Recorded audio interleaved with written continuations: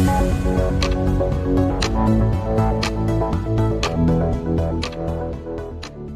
अच्छा हुआ कि विपक्षी दलों के गठबंधन की और सत्ता पक्ष के गठबंधन की बैठक लगभग एक ही समय पर हुई। जनता के सामने दोनों गठबंधनों की तस्वीर एकदम साफ हो गई है।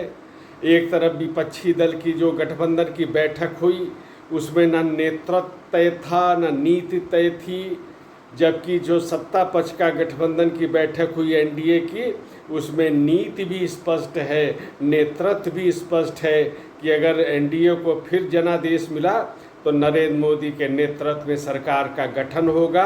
तो ये नीति का और नेतृत्व के प्रति एक विश्वास। दूसरी तरफ जो विपक्ष की बैठक हुई, नेतृत्व की चर्चा हो ही नहीं सकती थी। नेतृत्व की चर्चा अगर इस समय हो जाए तो सबकी असलियत सामने आ जाएगी, उसी में मतभेद उत्पन्न हो जाएंगे और हैं भी, इसलिए नेतृत्व की बात नहीं हुई। कांग्रेस ने भी कहा कि उनको सत्ता में मुंह नहीं, नेतृत्व की बात नहीं होगी, सब जानते हैं कि असलियत क्या है। तो ये उनकी स्थिति है। अब नाम, जैसे विपक्ष ने जो अपने गठबंधन का नाम दिया है, बड़ा दिलचस्प, इतने भारी भरकम शब्दों का प्रयोग और इस तरह से उनकी तुकबंदी बैठाई गई है कि वो इंडिया शब्द आ रहा है।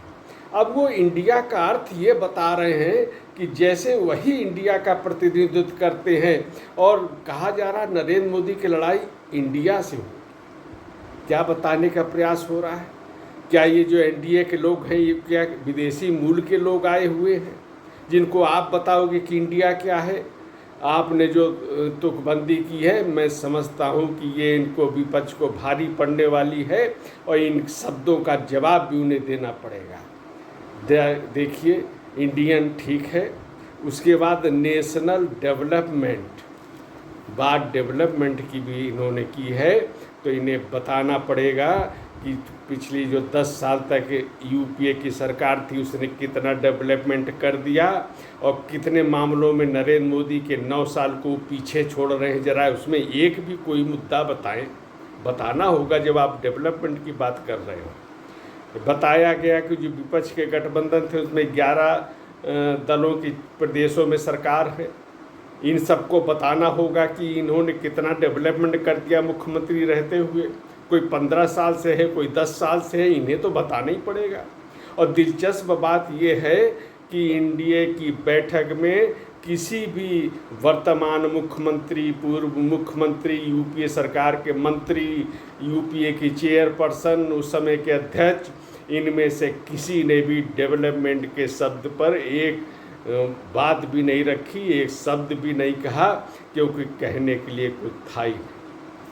15 साल से ममता बनर्जी सत्ता में है, डेवलपमेंट के एक भी लाइन उन्होंने पिछले विधानसभा चुनाव में नहीं की और समीकरण के बल पर वो जीती हैं और किस तरह जीती ये भी जानते हैं। तो कैसे कैसे शब्द वो पहुँची हैं। वो कह रही देश को बचाना है, पश्चिम बंगाल संभल नहीं रहा है, वहाँ अराजकता है, चुनाव में हिंसा होती है और देश को बचाने की बात हो। दिल्ली में बाढ़ आई हुई, केजरीवाल केवल जब आपदा आती है दिल्ली पर तो केवल पत्र लिखने के अलावा, चिट्ठी लिखने के अलावा, दोष देने के अलावा कोई कार्य नहीं करते हैं।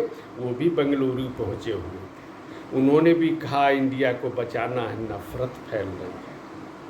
ये सब अपने अपने गिरेबान में अगर देखेंगे तो इन्हें पता चलेगा कि इनके गिर बात में विश्वास किया जाएगा। कौन लोग बैठे थे?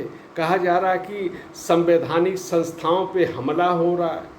इतने बड़े बड़े शब्द, जैसे मैंने कहा, देश खतरे में है, संवैधानिक संस्थाएं खतरे में हैं, हमला हो रहा है, आवाज़ दबाई जा रही है, बोलने नहीं दिया जा रहा है। अब अगर ये आवाज़ दबाई जा रही है तब तो ये हाल है कि नरेंद्र मोदी के लिए कोई शब्द नहीं बचा अपमानित करने का, गाली देने का। अगर आवाज़, इनकी बात सही माने आवाज़ दबाई जा रही है, न दबती तो क्या आलम होता, ये भी बताना पड़ेगा। यहाँ से लेके अमेरिका और इंग्लैंड तक तो कोई विचार रोका नहीं गया। संवैधानिक संस्थाओं पे हमला हो रहा है, क्यों, ये भी बताना पड़ेगा। क्या चारा घोटाले की जांच क्या स्थिति है, नौकरी के बदले ज़मीन की क्या स्थिति है, नेशनल हेराल्ड मामले में क्या स्थिति है, ऐसे अनेक मामले हैं कि अगर ये सब संस्थाओं पे हमला है तो आपको स्पष्ट करना पड़ेगा कि किस संस्था पे हमला हो रहा है, कौन सी बात दबाई जा रही है, बताना पड़ेगा। जनता को आप मत समझिए को ना समझ है, बहुत जागरूक है और एक स्थिति को देख रही है, उसका आकलन कर रही है। और आपसी विश्वास भी देखिए, ममता बनर्जी वहाँ पहुँची हैं, वो कांग्रेस को पश्चिम बंगाल में जगह देने को तैयार नहीं है, पनपने को तैयार नहीं है, उनको मौका नहीं देंगे। उत्तर प्रदेश में सपा नहीं चाहेगी कि कांग्रेस उनके वोट बैंक में शेयर करे। दिल्ली में केजरीवाल नहीं चाहेंगे कांग्रेस को शामिल करना, क्योंकि कांग्रेस का वोट बैंक उनके पास आया है, इसलिए 2 बार सत्ता में है।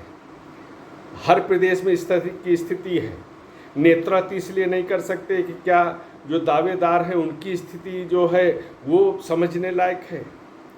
आप देखें कि किस तरह नीतीश कुमार तो पता चला नाराज़ होकर वापस आ गए, और उन्हें तो ये सच्चाई उसी दिन समझ लेनी चाहिए थी जिस दिन वो कम संख्या बल लेके लालू यादव के कुनबे में गए थे। उनको समझ लेना चाहिए उनकी क्या स्थिति है, वो अनुभव भी कर चुके हैं। एक बार गए थे, सरकार बनाई थी आरजेडी के साथ, और कुछ ही दिन में छोड़ के भागना पड़ा था। वो अनुभव उनको याद करना चाहिए था, लेकिन महत्वाकांक्षा इतनी थी कि प्रधानमंत्री बनने की आकांक्षा लेके गए थे और उनको संयोजक तक नहीं बनाया गया। दूसरी तरफ नरेंद्र मोदी का नेतृत्व है। 9 साल से देश ने देखा है, उसके पहले 13 साल गुजरात में मुख्यमंत्री थे। सत्ता के ये जो 22 साल से अधिक का समय हो रहा है, बेदाग दामन है भ्रष्टाचार का, परिवारवाद का, जातिवाद का, एक भी आरोप नहीं है। यह नेतृत्व और समर्पित भाव से काम कर रहे हैं, और इसलिए यही कारण है कि ये जो विपक्ष के पार्टियां हैं, कोई भी नेता ये नहीं कहता है कि हमने इतना अच्छा कार्य कर दिया जब शासन में, और बीजेपी सरकार ने आके इसको चौपट कर दिया या कम अच्छा काम किया। जो योजना यूपीए ने शुरू की थी, उन्हीं को जब नरेंद्र मोदी की सरकार ने आगे बढ़ाया, तो दोनों के कार्य करने के ढंग को देख लीजिए, दोनों के कार्य करने के परिणाम जो हैं वो सबके सामने हैं। तो 9 वर्षों का जो ये उनका उपलब्धियों का रिपोर्ट कार्ड है, वो भी जनता के सामने है कि किस तरह से उन्होंने पूरी की पूरी व्यवस्था को पारदर्शी बनाया है। व्यवस्था से बिचौलियों को हटा के और लगभग 30 लाख करोड़ रुपया जनधन खातों के माध्यम से गरीबों को पहुंचाया गया है।